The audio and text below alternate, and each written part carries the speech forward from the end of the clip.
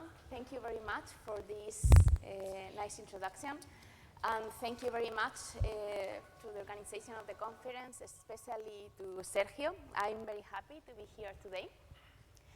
In the talk of today, I will present some data-driven post-processing tools with application in fluid dynamics. We will see some applications in marine propulsion, medicine, non-Newtonian flows, aerodynamics and elasticity, combustions, urban flows, and wind energy. So the main idea of this talk is to present some artificial intelligence tools based on reduced order models. And the main goal of this tool will be to study and understand the flow behavior. Using these tools, we can provide a deeper understanding of the fluid physics. We can also use the tools to reduce computational cost. And we can also use the tools for flow control, design, and optimization. There are several methods for data analysis and developing reduced order models. For example, equation-based methods such as Galerkin projection. And data-driven method, we can find a bunch of them in the literature, but today we will focus on modal decompositions and neural networks. Combining these two types of methods, we will develop machine learning strategies to develop artificial intelligence tools. So we will create hybrid machine learning reduced order models based on physical principles.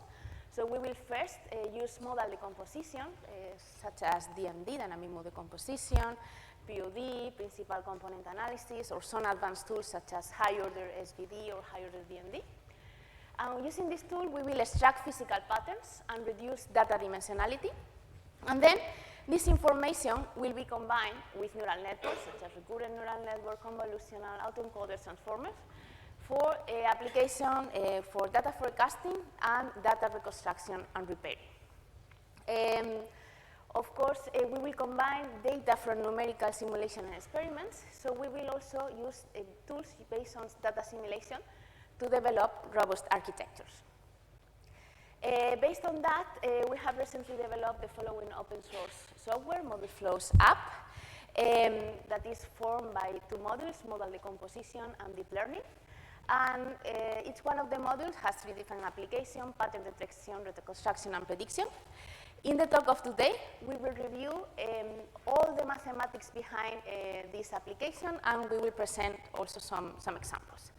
And, well, if you're interested, you can download here the software.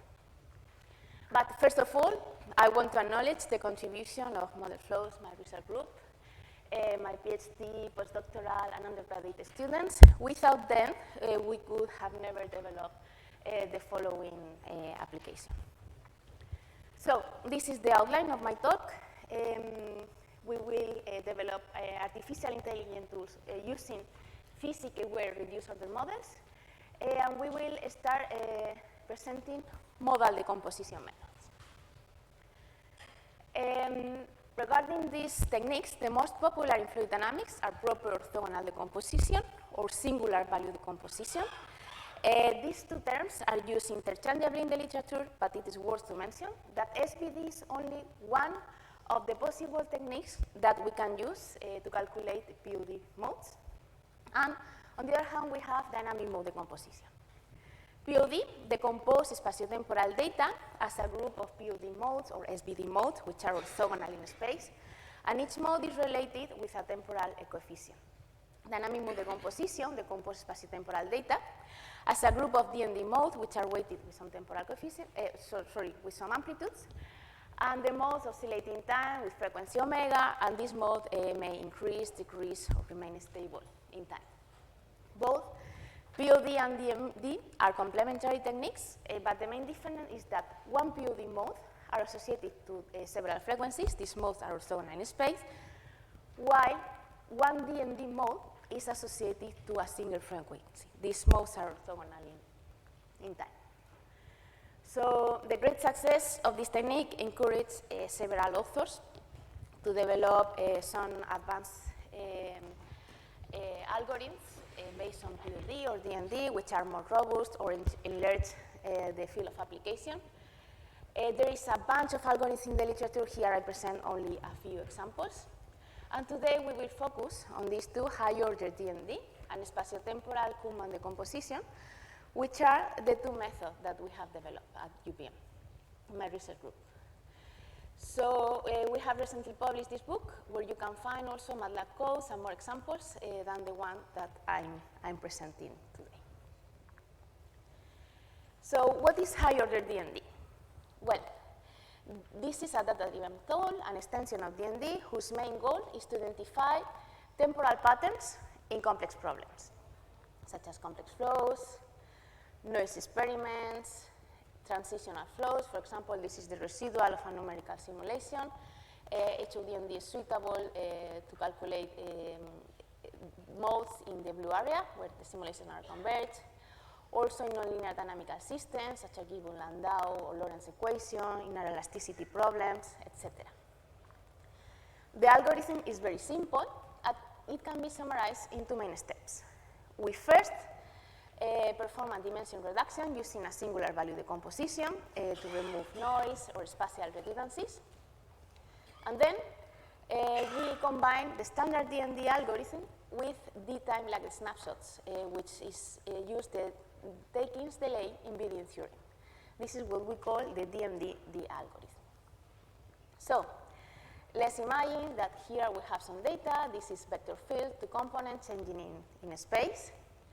And we have a temporal sequence of velocity field changing in time. We can reorganize this sequence in matrix form, where we have in each column one snapshot, one of these slices representing a different time.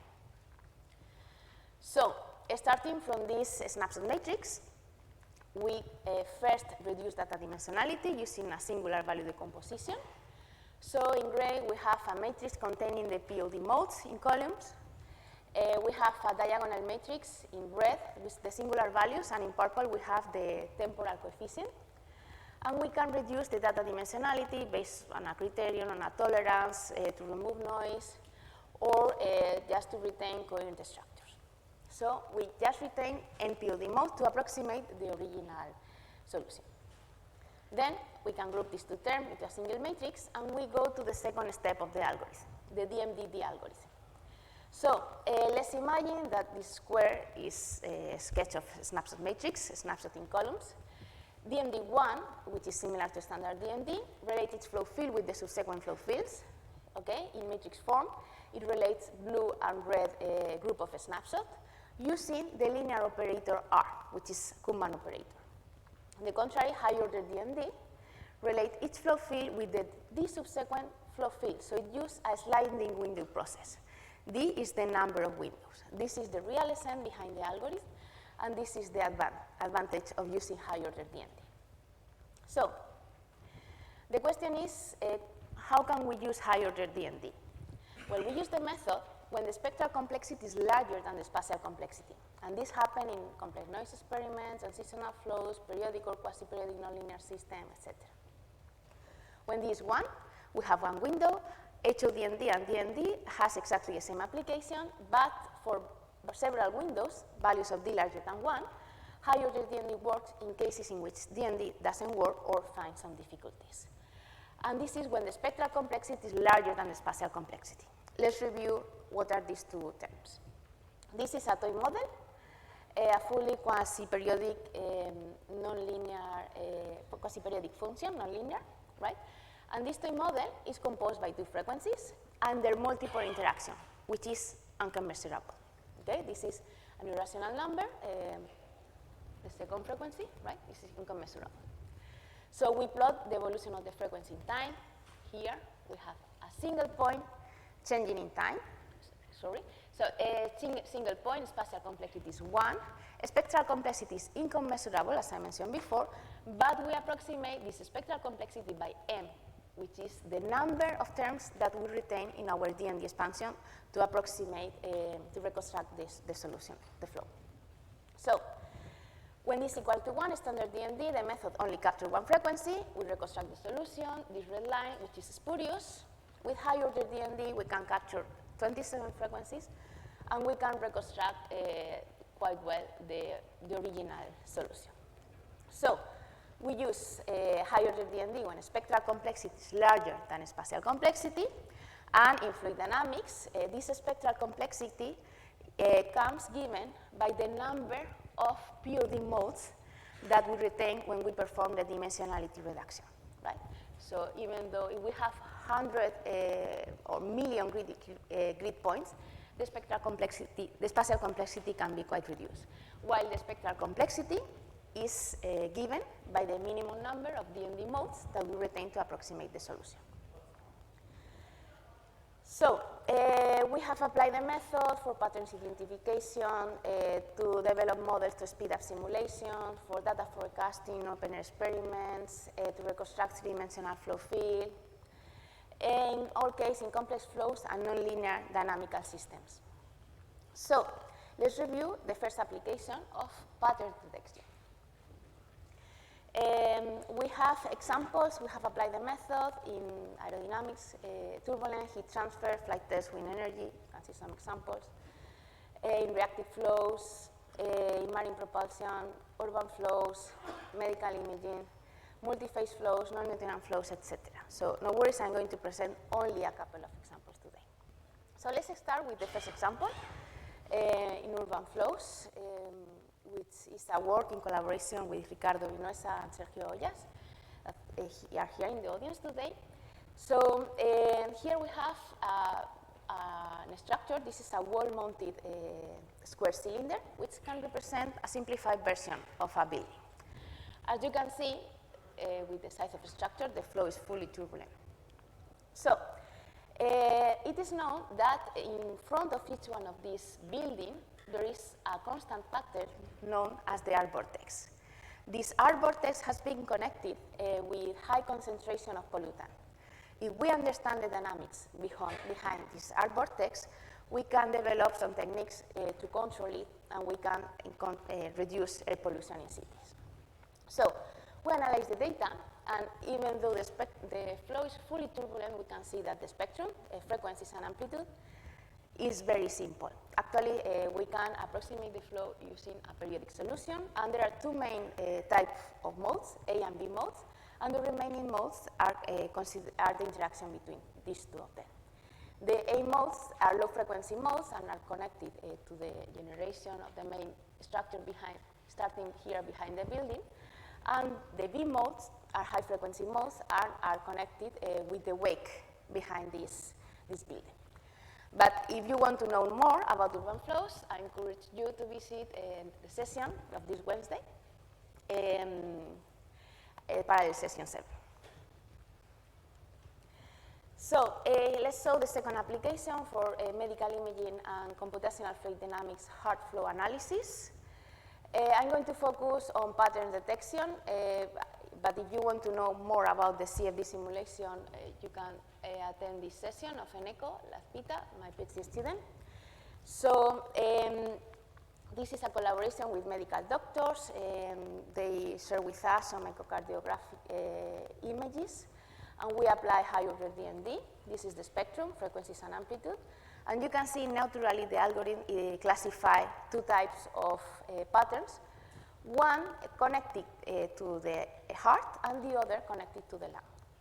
So using this tool, we can identify different, classify cardiac disease, such as healthy heart, obesity, hypertrophy, or we can reconstruct data from magnetic resonance, also identifying different patterns connected to cardiac disease. Now that we know about a bit more about how high-order DMD identify patterns, the question is, can we use this pattern for something? Well, let's try to show a new flow control application.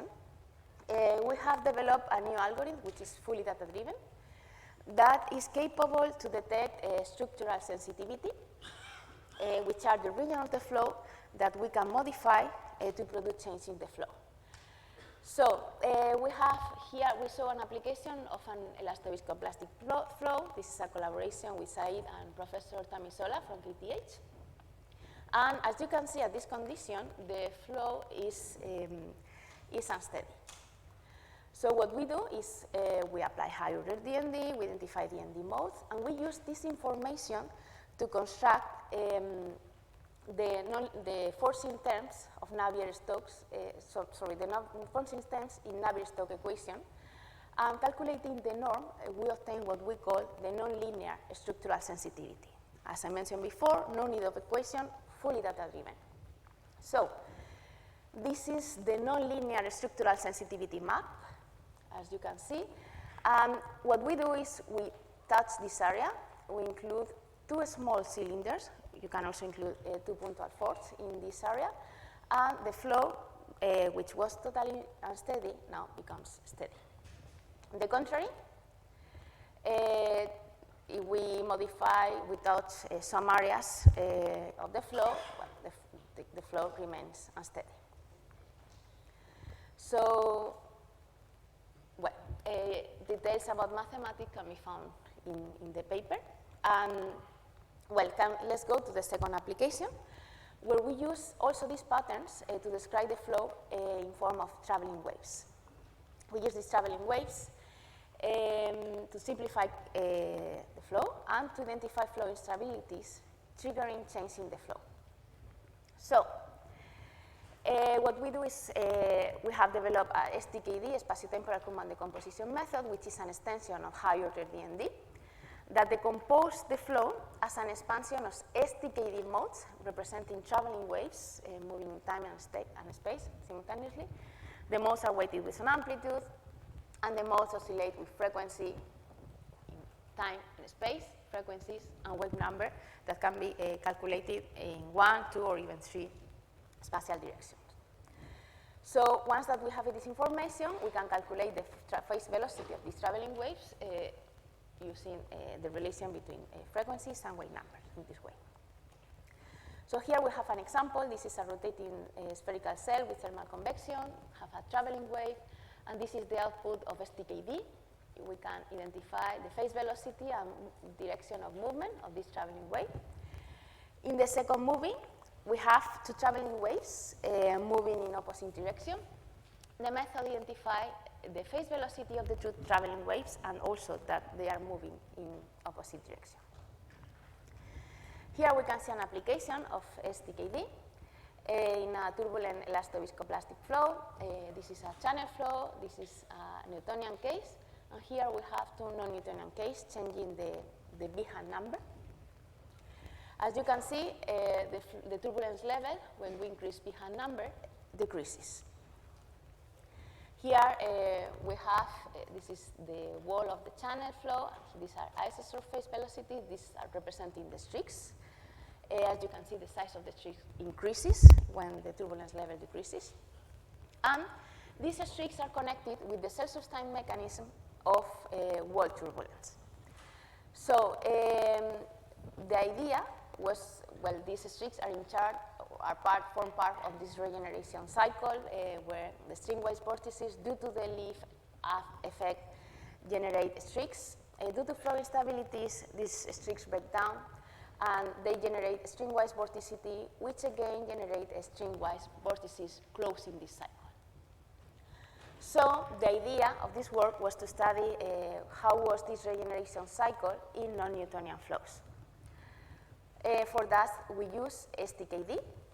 And this case was especially challenging because, well, as you know, if you have ever used DMD method, one of the restrictions of the method is that the data need to be equidistant in time. So this method is capable to use data not equidistant in time. Here we have different snapshots. This is the time step between a snapshot, and you can see that the difference are very large, from values smaller than 0.05 to almost 0.20. So these are the tricks. And we identify traveling waves moving along the spanwise direction in these three cases. In red, we see thick elongated stringwise velocity streaks in the near wall region. Yeah. And in blue, we identify high speed localized spanwise structures penetrating to higher wall normal distance. And well, this is connected to low speed streaks near the wall region. We also identify, calculate stringwise, traveling waves moving along the stringwise direction. And in gray, we have the steady STKD mode that forms large size structures. Actually, here you can see that the size of this structure can be compared to this string on the top. And in red and blue, we have wave packets in the middle of the channel, decomposed into group of high and low speed structures. So we can simplify the description of this fully turbulent flow using these wave packets and traveling waves. So in the end, we find out that the interaction in non-Newtonian flows, the interaction between high and low speed stringwise velocity structures is one of the mechanisms triggering streaks breakdown, and that long streaks are disrupted for short times by localized perturbations. Let's show a second application, last application of STKD in the wake of a wind turbine, where we wanted to study the laminar to turbulent transition in this wake. So here we have an isosurface velocity. What we do is we take information in this line. This is an actuator. This representing the wind turbine, and this is the symmetry plane. And in this line, we take information about stringwise velocity fluctuation and evolution in time. So we have a spatiotemporal diagram. These are traveling waves, and we can calculate the slope of these traveling waves, the slope of this line, to calculate the phase velocity of the traveling waves. And in this area, we can see the flow transition. So using the method, we can represent the flow as a group of traveling waves. We also identify the main one, is phase velocity. But when we use this information to reconstruct the solution, we find out that the flow transition area is missing. So in the end, what we did is to retain a larger number of traveling waves, and we connected these very small amplitude traveling waves moving in the direction opposite to the wind to this flow transition. So here you can find more examples of STKD. This is all a review also of the application that I presented, but if you want to know more about STKD and applications in non-Newtonian flows, you can attend the parallel session of Christian. This is also work in collaboration with Marco Rosti. Let's go to prediction, application of modal decomposition. We can use this information to speed up numerical simulation. The idea is simple. This is the residual of a numerical simulation. We can see that in this area simulations are not converged. So we collect data here, and we construct a DMD expansion using high order DMD. We need a very accurate expansion because then, just changing the temporal term to this area, we can predict the evolution of the flow. And this same idea is behind several test cases, shockwave with buffeting condition, turbulent flows in wind turbines, three-dimensional flows, etc. Regarding reconstruction and data repairing, we starting from some gappy data, which are data with missing values. This is something common when you perform experiments. There is always a corrupted sensor or some measurements are not working well. Also, this can be found in it can be compared with low resolution numerical simulation. What we do is we start from this gappy data. We initialize the solution. We put, for example, zeros, or we use linear interpolation. And then we use a modal decomposition, SVD or high order SVD. We keep only the highest and most energetic or highest amplitude modes. We reconstruct the solution, and we repeat this process. This is an iterative process until we finally obtain the solution.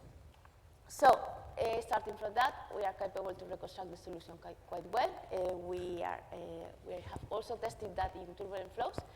But if you want to know more, you can speak with Adrian, a PhD student, after this session this Tuesday. So let's go to the second part, where we present some artificial intelligence tools, in this case using deep learning architectures. So we're here, second module. This is the general architecture of a neural network. These are neurons, these are input, output layers, these are hidden layers, there is different connection between layers. There is a hyperparameter approach that we need to calibrate and we need to work. Based on that, we can identify different deep learning architectures. I'm going to introduce some examples, but there is a bunch of them. For example, autoencoders use a neural network for dimensionality reduction. This is input, this is the autoencoder, dimensionality reduction. Recurrent neural networks use sequential data, and there is a recurrent connection between different layers. Convolutional neural networks, based on a threshold, you can control the output of each individual node to transfer information. So there is local transfer loss information using convolutions function. And regarding the type of machine learning techniques, we can classify them in the following diagram, answering the following question. Do we need to guide the machine during the training process?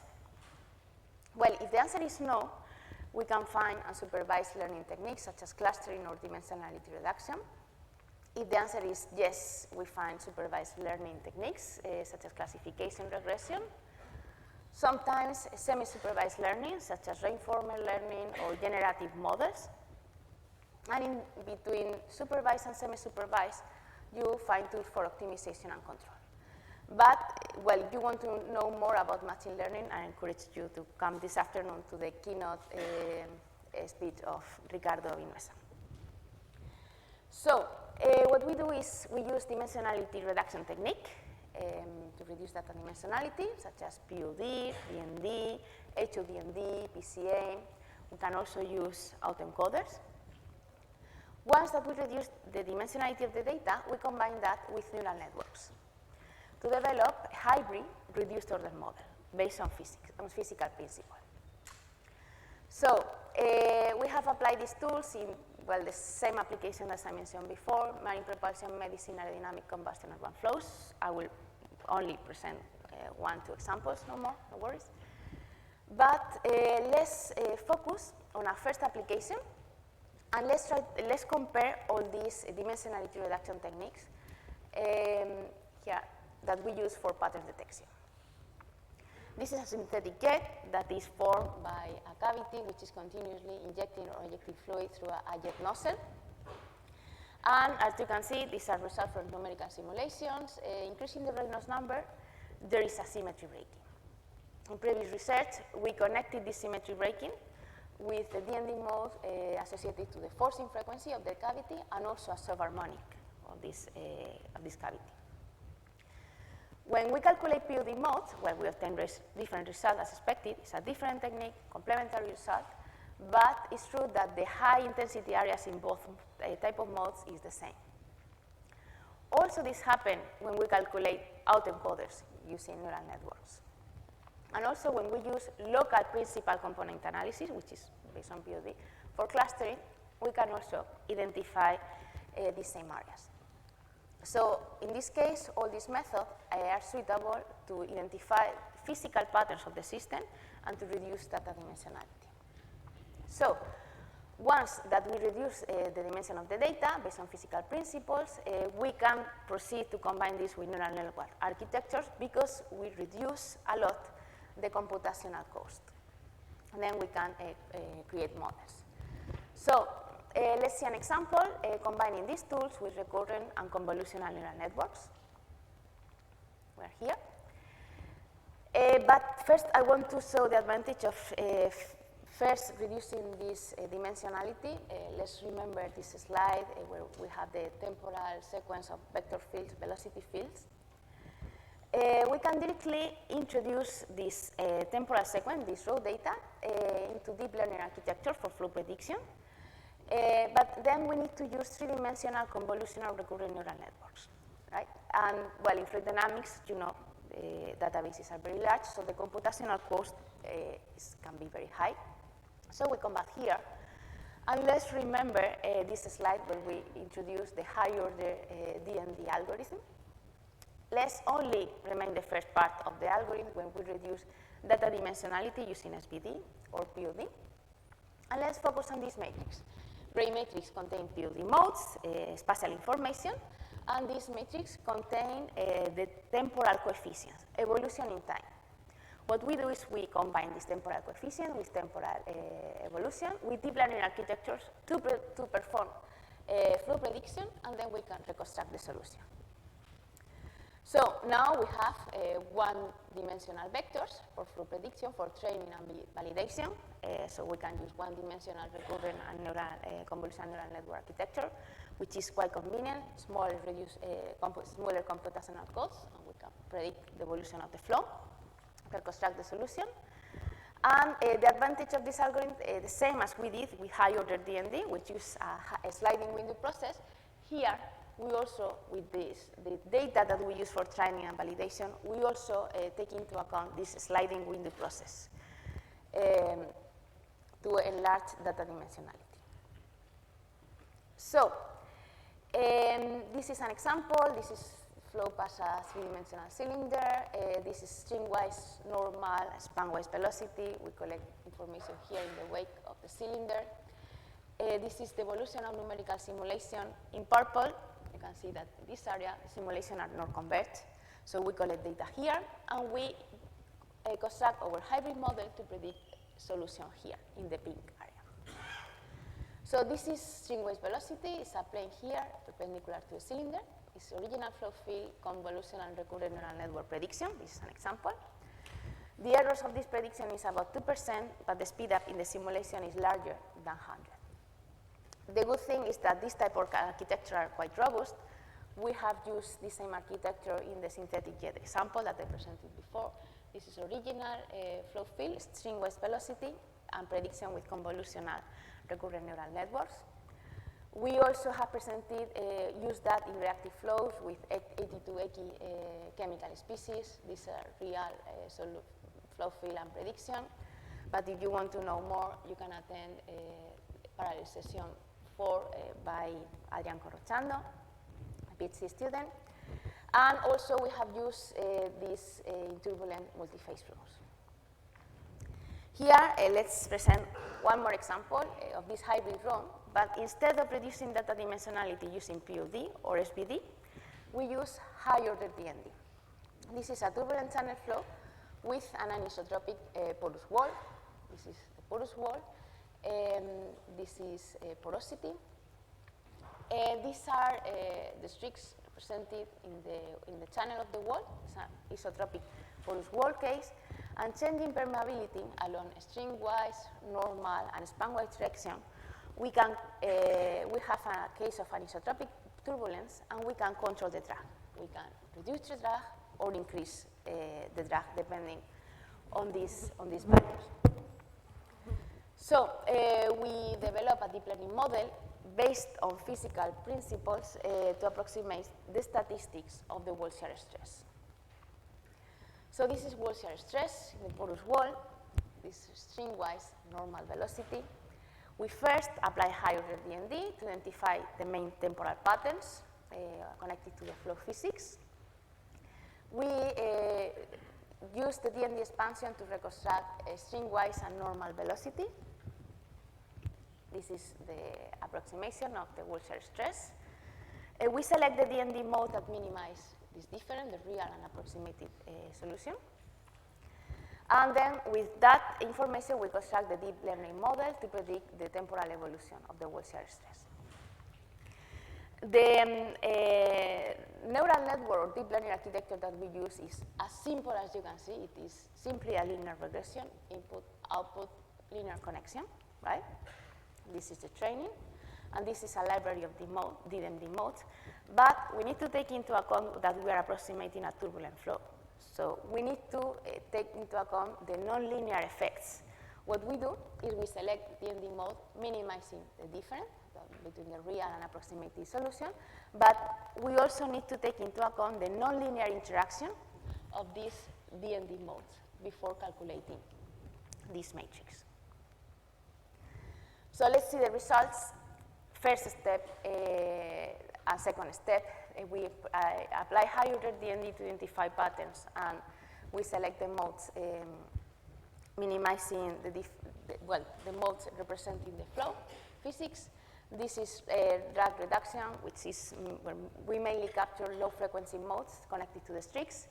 And in the increasing case, we identify mainly high-frequency modes, and we can also find these span-wise correlated structures, which in previous research have been connected with rollers, which is a Kelvin helpful like instability. Using this information, considering the nonlinear interaction of DMD modes, we can predict for short times the wall shear stress quite well. But we can also change this library of DMD modes and use this idea to develop models stable in time for long-term predictions, where the error in the mean and standard deviation is smaller than 1 and 5% respectively. And well, the last application, reconstruction, flow reconstruction from STKD database. We use exactly the same architecture, reduced data dimensionality combined with neural network, this hybrid ROM. We have some original data, and we put some sensors to collect some measurements. So in the end, this is what we have, that data changing in time. We introduce this information into the hybrid ROM, and we are capable to reconstruct the solution, in this case with error smaller than 2%. We have tested also this architecture in turbulent flows. Now the question is, can we, since we are working with very reduced databases, can we extract some benefit of this algorithm for big databases or for data simulation techniques? Well, this is a new method that we have developed called as low-cost singular value decomposition. We introduce low-resolution data, or the data coming from sensor. We calculate a singular value or SVD or POD modes, and we can reconstruct the original solution combining this information with high-resolution data. So in this way, we combine high and low-resolution numerical simulations or experiments with numerics. Well, we can also locate the optimal position of sensors using optimization tools or the Pi sensor module that you can find in Python. And then, well, we use the information for low-cost reconstruction. And as you can see here, in this case, which is not a very big database, the reduction in CPU time is already 9 times. So we are currently testing this in much bigger databases. We expect a better performance. So, well, that's all. I presented some hybrid machine learning tools combining modal decompositions and neural networks to construct physics-aware reduced order models. I want to acknowledge the national and international funding of all these projects that help us to develop the research group model flows. And, well, thank you very much for your attention. If you have any questions.